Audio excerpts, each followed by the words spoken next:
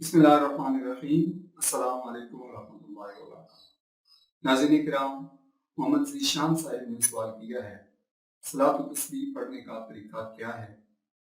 ایک جگہ پر اگر تسبیح کی مقدار بھول جائیں تو پھر کیا کریں گے؟ سجدہ سہو میں یہ تسبیح پڑھی جائے گی یا نہیں پڑھی جائے گی؟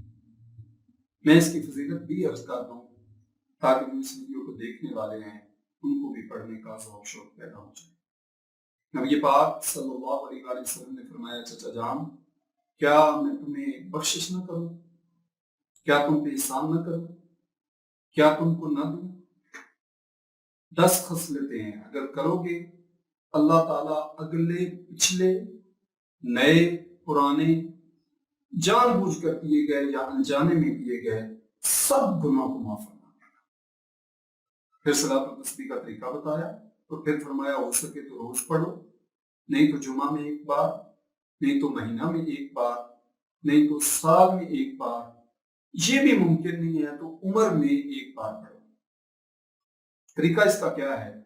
جب آپ اللہ اکبر کہیں گے اس کے بعد ثنا پڑھیں گے، سبحانک اللہم و بحمدک و تبارک اسمک و تعالی جدک و لا الہ غیرک۔ اس کے بعد 15 مرتبہ یہ تسبیح سبحان اللہ والحمد للہ ولا الہ الا اللہ واللہ اکبر۔ اس کے بعد تعوذ، تسمیہ، سورہ فاتحہ، کوئی سورت، پھر 10 مرتبہ یہ تسبیح، یعنی قیام کی حالت میں آپ 25 مرتبہ یہ تسبیح پڑھیں گے۔ پھر رکوع میں جائیں گے، رکوع کی تسبیحات پڑھ کر پھر 10 مرتبہ یہ تسبیح۔ پھر رکوع کے بعد کھڑے ہوں گے جسے قومہ کہتے ہیں، اس میں بھی 10 مرتبہ یہ تسبیح پڑھیں گے۔ پھر سجدہ کی تسبیحات پڑھ کر سجدہ میں 10 مرتبہ، 2 سجدوں کے درمیان جب آپ بیٹھیں گے جسے جلسہ کہتے ہیں، اس میں بھی آپ 10 مرتبہ یہ تسبیح پڑھیں گے۔ دوسرے سجدے میں تسبیحات سجدہ پڑھ کے پھر 10 مرتبہ پڑھیں گے۔ اس طرح ایک رکعت میں یہ 75 دفعہ ہو جائیں گے۔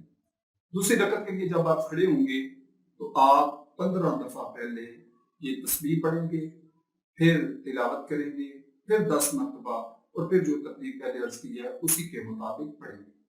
ایک بات یاد رہے، سنن غیر مقطع ہوں یا 4 رکعت نفل ہوں، ان کا درمیانی قاعدہ تو عبد و رسول تک نہیں پڑھا جاتا بلکہ آخر تک پڑھا جاتا ہے، اور ان کی صرف پہلی رکعت میں ثنا نہیں ہے، تیسری رکعت میں بھی ثنا پڑھی جاتی ہے۔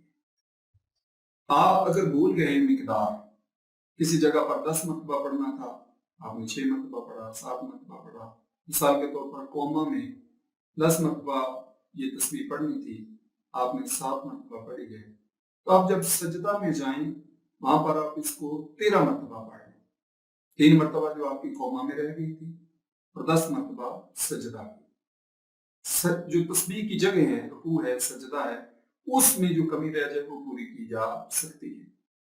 اگر آپ بھول گئے ہیں اور سجدہ سہو کرنا آپ پہ لازم ہو گیا ہے، واجب ہو گیا ہے، تو ایسے میں جب سجدہ سہو کریں گے تو اس میں صرف سجدہ سہو میں سجدہ کی تسبیحات پڑھیں گے، سبحان ربی الاعلی، یہ تسبیح پڑھنے کی ضرورت نہیں ہے۔